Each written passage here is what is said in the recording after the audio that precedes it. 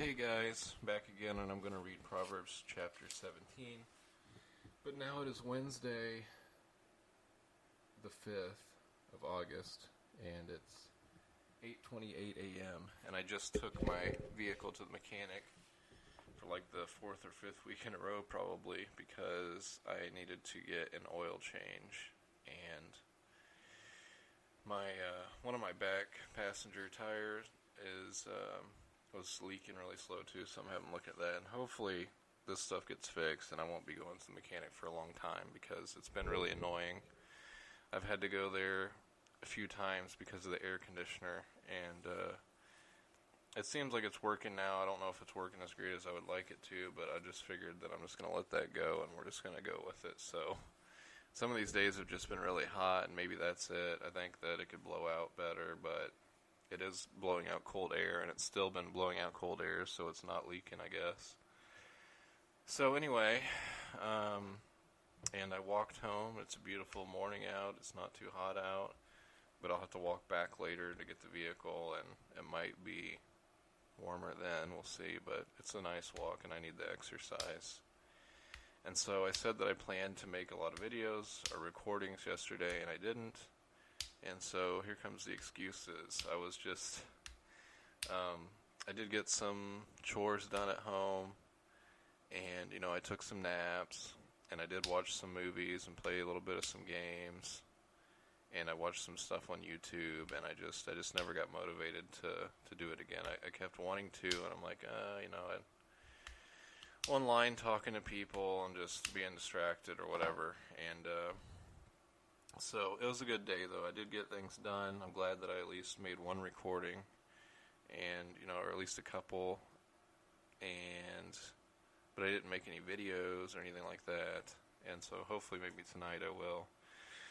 But some of the things that I did was some of the movies I watched. I didn't really sit and watch the movies. I kind of played them in my living room as I did other things. But I watched Ferris Bueller's Day Off in the morning, and then later on at night I watched Ghostbusters 2 on Blu-ray that I'd got not too long ago, which I really love that movie.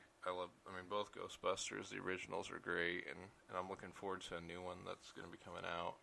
The women's one I didn't really like so much, but it did have some redeeming values, but it was a pretty bad movie overall. But the second one, I remember that creeping me out as a kid. The first one did too, but the guy in the painting, and but it has like this party vibe, and the whole movie is just kind of an uplifting feeling, and I love that. And that Bobby Brown song for Ghostbusters 2 is awesome. I love the 80s. I don't know.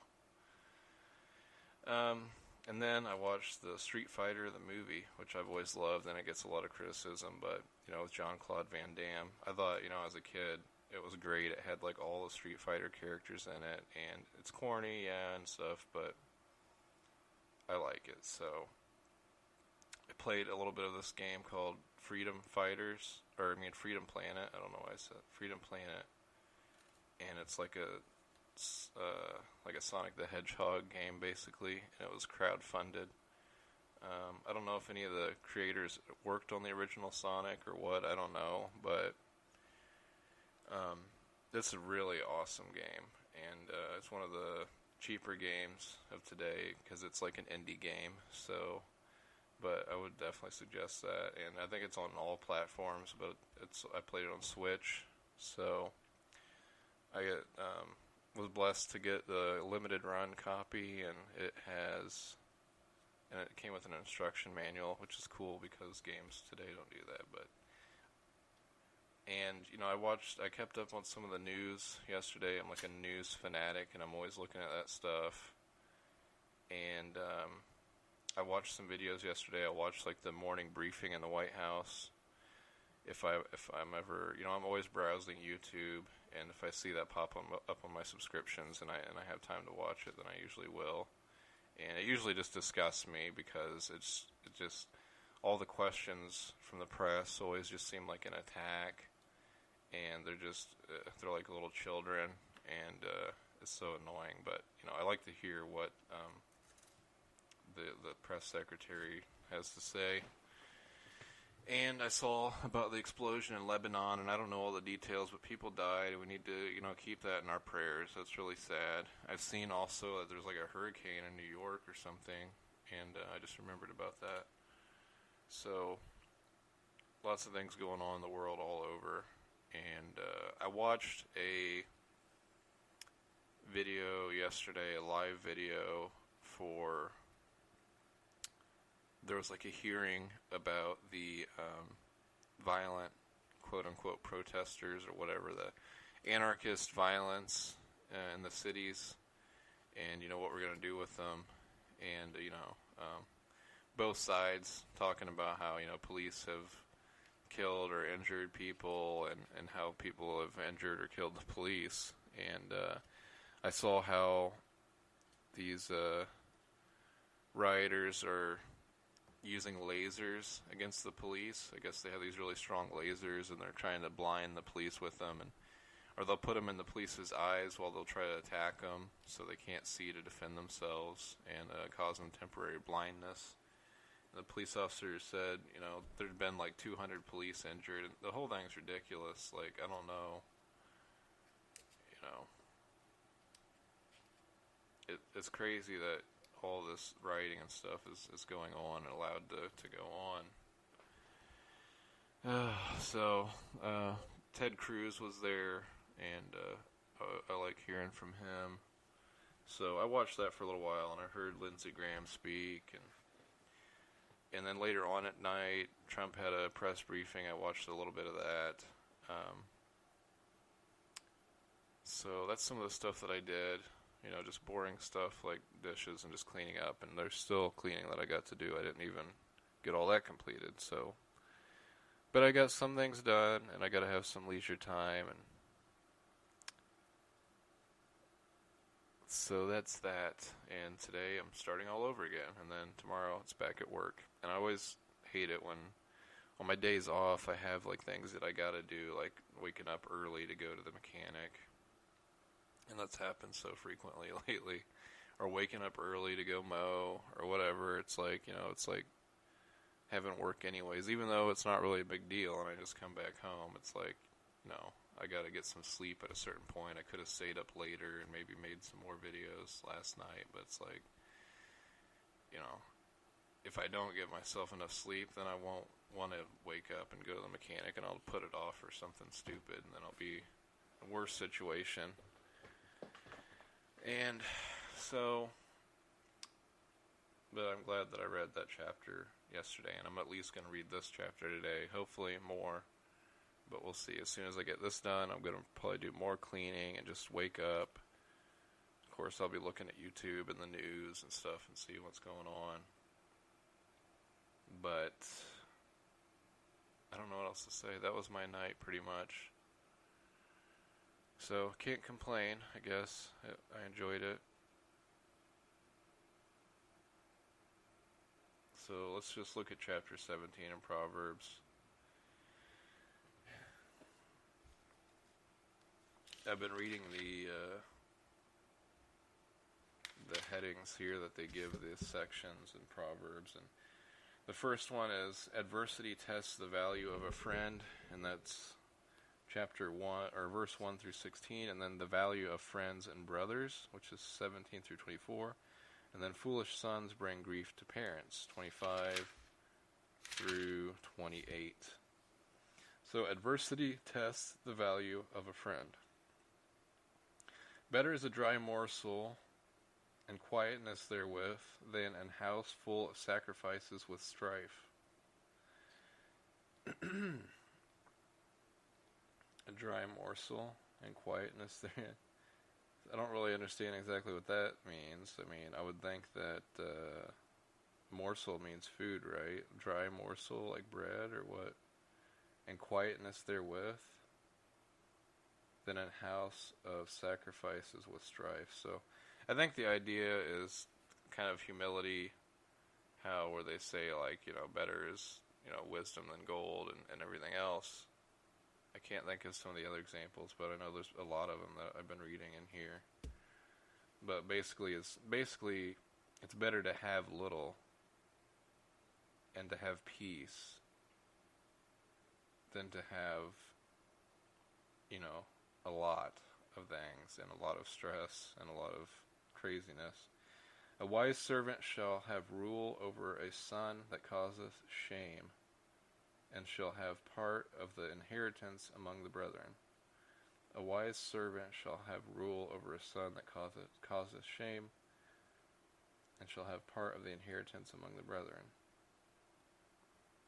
It's basically, saying, somebody who is wise and righteous will have their house in order, I guess.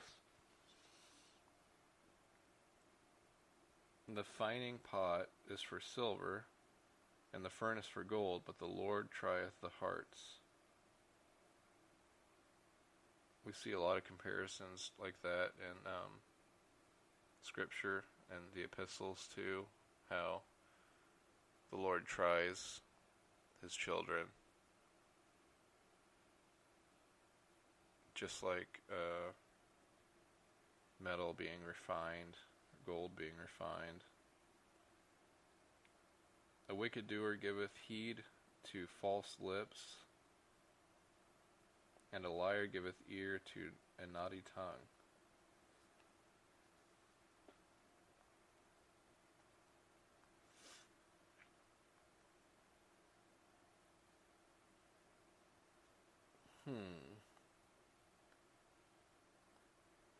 So,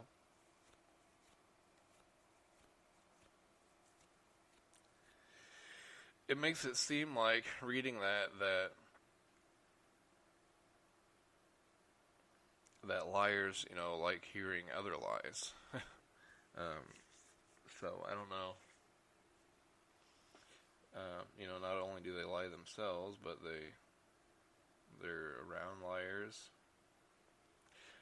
Whoso mocketh the poor reproacheth his maker, and he that is glad at calamity shall not be unpunished.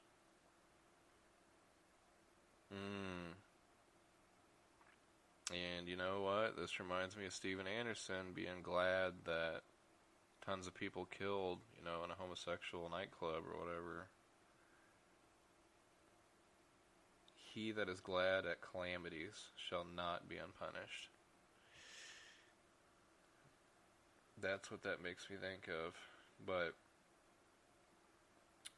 whoso mocketh the poor reproacheth his maker. And we see that a lot too, in the epistles and in the gospels of Jesus, how he's among the poor and everything, and vicariously, the world hates you because they hate me, and whoever rejects you, despises you, they despise me.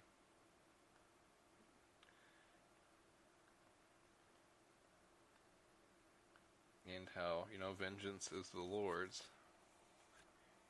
Children's children are the crown of old men, and the glory of children are their fathers.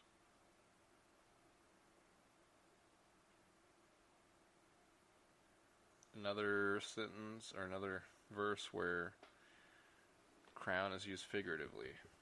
Children's children are the crown of old men, their grandchildren, their great-grandchildren, and the glory of children are their fathers.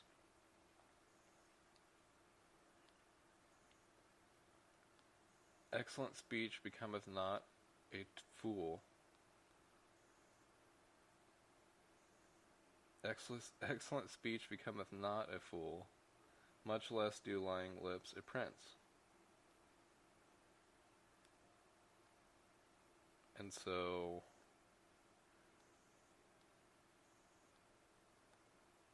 it's putting a lot of emphasis on the things that you say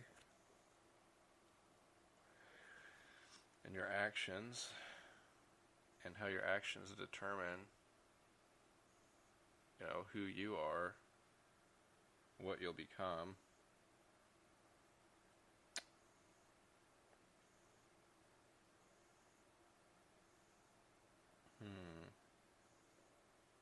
I'm just thinking about the children's children are the crown of old men, the glory of children are their fathers. And I'm just thinking about how so many bad parents there are in this world.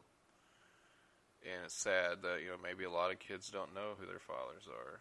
It's really a sad thing. I've been blessed to have both parents, even though my parents argued a lot growing up, and I'm not saying that I had the perfect childhood. It's hard for me to say that I had, the worst or anything, because I was very blessed, very spoiled. But yeah, there's nights that, my parents drank, my parents argued a lot, threw stuff, slammed stuff, broke things, talked about divorce, police showed up, maybe little separations here and there and different things, but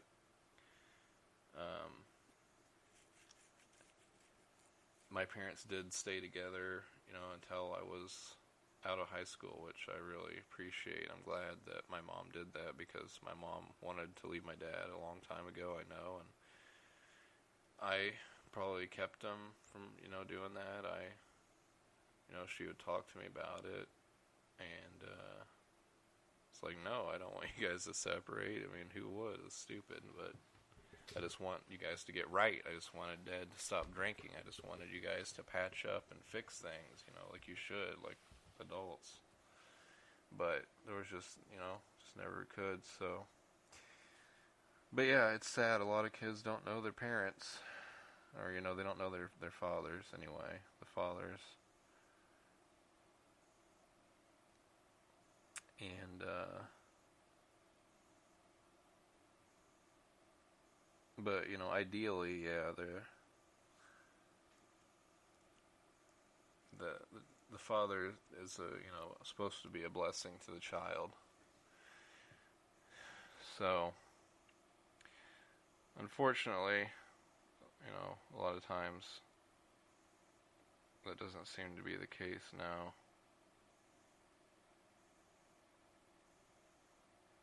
But I'll just continue on with verse 8. A gift is as a precious stone in the eyes of him that hath it. Whithersoever it turneth, it prospereth. A gift is a precious stone in the eyes of him that hath it. Now, I'm really kind of confused about that verse, so I'd have to look up that in the commentaries, what that really has to do with all of this. I don't know. He that covereth a transgression seeketh love, but he that repeateth a matter separateth very friends. He that covereth a transgression seeketh love, but he that repeateth a matter separateth very friends. A reproof entereth more into a wise man than 100 stripes into a fool. So people who are wise will listen to, what they've done wrong and try to correct it. Fools, you can try and try and try, and they just it never gets through to them. And I've known people like that, unfortunately. I'd like to think that I learn from some of my mistakes, even though I might repeat them a lot. It'd take me a while, and, nobody's perfect, and I won't be, but,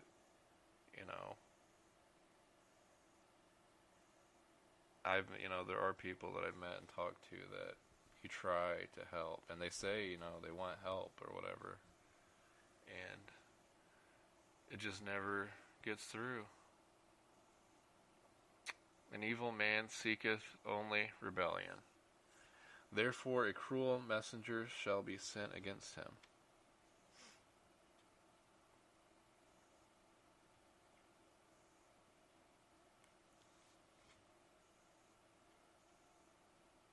And so that's interesting too. And I would even say, some of the people that I've talked to in prison, that unfortunately, I wanted to help, and they'd say they wanted help and stuff, and they get out, and it's just like they're a totally different person. And it's interesting, an evil man seeketh only rebellion. It's, sometimes you tell people, if you try to correct somebody, just like the verse before, and they'll just take it as an insult or something, and they'll just want to get revenge. And that can happen in all of our heads and our minds. You know, it happens with me. I won't say that it doesn't. Those ideas pop up in my head. Even, just get corrected at work or something. There could be lots of thoughts in my head, and I just have to say, you know what, that's stupid. Just shut up to that. Like, oh, you don't like the way that I'm doing something at work? Okay, I'll just quit. Like, how would you like that then? Then you'll be without me, It's like, well, then I would be without the job, and then, might not find something good to replace it or whatever else, and I just have to be like, just shut up. That's just, that they're right. I need to try to do better. So, we need the Lord's help with these things, but yeah, I mean, it's not always easy getting corrected and stuff, but it's saying, the evil people, wicked people will just seek rebellion off of that. They'll just be insulted. They just want revenge for, they feel like you've harmed them just for correcting them. It could be something small or whatever,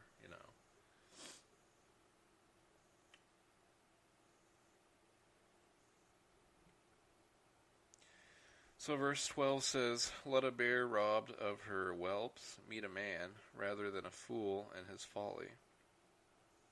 Let a bear robbed of her whelps meet a man. I don't know what whelps are. Is that her children, or is it like food, or I'm not sure. Meet a man. Let a bear robbed of her whelps meet a man. See, this is why I want to read through Proverbs, because it's stuff like this that needs better understanding, that I don't understand reading it the first time here. Rather than a fool, and this is not the first time I've read through Proverbs, but just reading now, I don't. Rather than a fool in his folly. Well, we know a fool in his folly isn't good.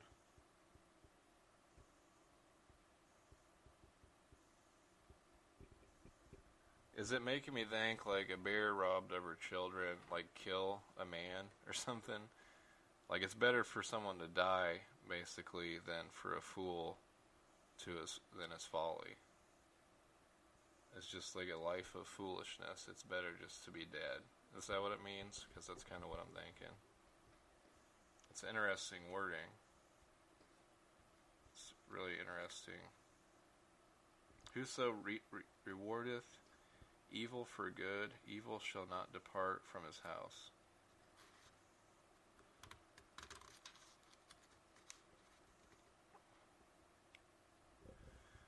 The beginning of strife is as when one letteth out water, therefore leave off contention before it be meddled with. The beginning of strife is as when one letteth out water. Is that talking about like childbearing? Therefore leave off contention before it be meddled with. Basically just saying that, it just gets worse or what, I'm not sure. It's definitely not a good thing. We don't want strife. We don't want evil. And that verse before, whoso regardeth evil for good, or rewardeth evil for good, shall not depart from his house. So it's like, yeah, they're like welcoming evil into their lives, and they enjoy it. And so, of course, their life's going to be full of it. And it's just like an avalanche. It's just like, like a snowball rolling down a hill, just getting bigger and bigger, with more destruction, more pain, suffering, into the lives of others and their own. But 15 says, "He that justifieth the wicked, and he that condemneth the just, even they are an abomination to the Lord.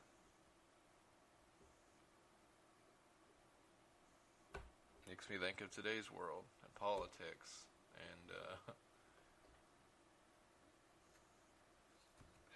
how people are saying that, the riots are a good thing. That is justifying the wicked. So that makes me think exactly of today. It's an abomination to the Lord. It infuriates me. I had to deal with so many people that shocked me, that were cheering for, people to be attacked and buildings to be burnt down. And it's so foolish. And they say it's because of race. But yet the buildings that they burned down were, jobs where people of different races worked, and they've lost their job because of some idiots. How does it have anything to do with race? It has to do with crime, and chaos, and loving it, and enjoying it, causing it. Oh, wherefore is there a price in the hand of a fool to get wisdom, seeing he hath no heart to it?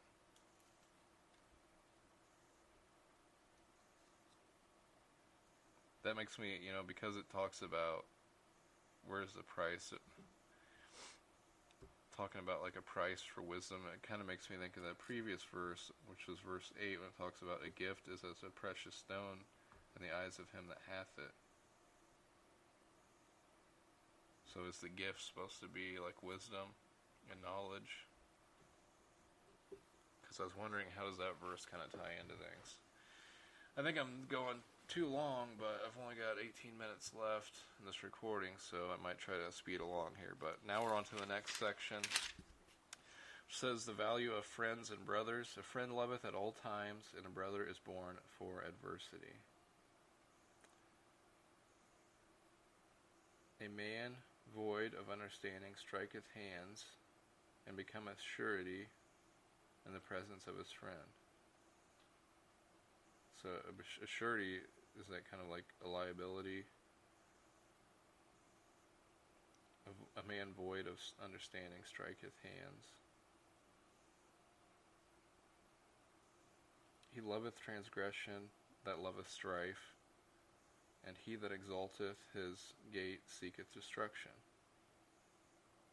He that exalteth his gate. It's interesting terminology. This makes me think of the people that like to fight. So many stupid guys out there that they just like to fight. He that hath a froward heart findeth no good.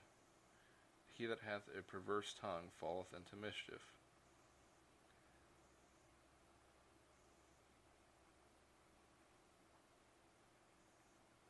He that begetteth a fool doeth it to his sorrow.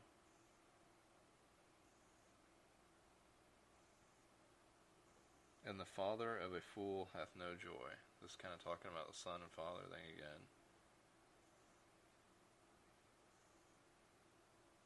The father of a fool hath no joy.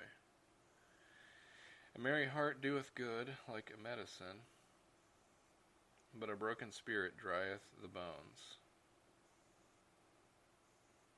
A wicked man taketh a gift out of the bosom to pervert the ways of judgment. A wicked man taketh a gift out of the bosom to pervert the ways of judgment. That's another interesting verse. So, again, it's talking about a gift, like verse 8 earlier.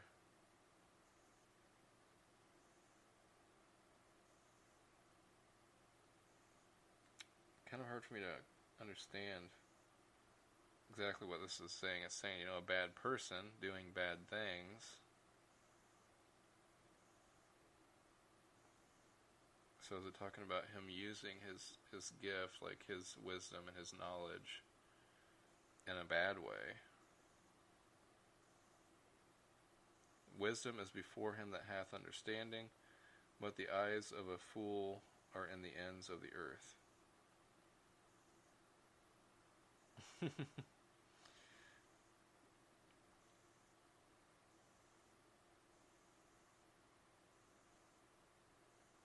So wisdom is before him that hath understanding, so it's close. It's right there. But the eyes of a fool are at the ends of the earth, so far away. Their vision, I guess basically their wisdom or their knowledge, basically doesn't exist because it's so far from them. Alright, the final section is foolish sons bring grief to parents. Verse 25, a foolish son is a grief to his father, and bitterness to her that bare him. And it makes me so sad, all the pain that I caused my parents, all my stupid rebellion. And a lot of things that I did that I don't like, that are in the past. And hopefully my parents, are a little more proud of me now. But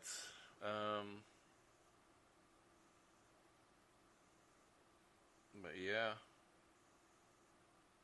you don't want to be a grief to your parents. Also, to punish the just is not good, nor to strike princes for equity.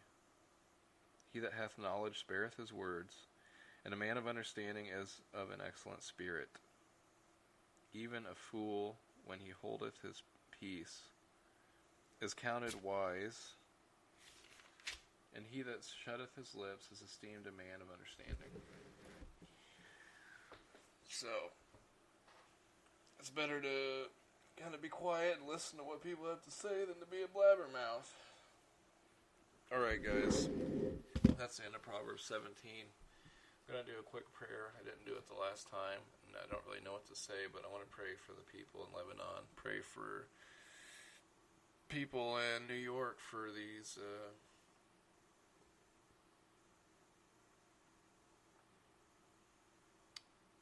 hurricane, I guess. I don't know how bad that's really been. I don't know. There was a guy, I was watching a live stream, I don't know if it was New York or New Jersey. I know there's probably hurricanes in other places too. I read there was going to be one in Texas and stuff. I don't know. But the guy was live streaming. He was like standing outside, like in the hurricane, basically. So maybe it wasn't that bad. I don't know. But I'm sure they always do damage to businesses or whatever. Like whatever the rioters left behind, the hurricane's going to sweep it up. I don't know. Alright, dear God, thank you for this wonderful, beautiful day. Thank you for the energy to do this. And anybody who listens to this, I just pray that you bless them and their families and their friends. And we love you. And we can't wait to be with you, Lord. And our lives are just such a blessing. And you are our Creator. And you are our King, and we admire you. We thank you for your word, for your knowledge and your wisdom that you've given us. And I just want to pray for these people in Lebanon, this horrible explosion that happened that killed people and injured people. And I just pray for their families, Lord, and I pray that, of course, that this situation will turn a lot of people to you, Lord. And I want to pray for the police, too, in all these cities that are dealing with all this rioting. And I just want to pray for the political system that more things can be done about this rioting. And it really upsets me that, it seems like a lot of good doers are being punished. And, it makes me think of like an article that I read, too, about how these pro-life movement or whatever made a chalk mural or something about black preborn lives matter, and they got arrested, even though lots of people have been doing Black Lives Matter murals and nobody's arrested for that. It seems like I'm reading in the news like every day about how wickedness is being glorified and justified, and just people are being punished. I'm sick of it. And so I pray that there's some kind of a major awakening, Lord, in the United States of America and in the world, but I really care about my country, and I don't want to read news like this. I know I should probably just stop reading the news, but God, this stuff's gotta change. So please, Lord, please, I just pray that people will start waking up, that they'll start coming to you, because if there was, national revival, then you wouldn't have to worry about a lot of this stuff. So, but I pray for all those that are victims of any kind of hurricanes or natural disasters that are going on now too, if there are any. So I'm sure there are some different places in the world. There's always natural disasters going on all the time. So, dear Lord, please forgive us of our sins. And in Jesus' name I pray, amen. Alright guys, that's going to be it. God bless.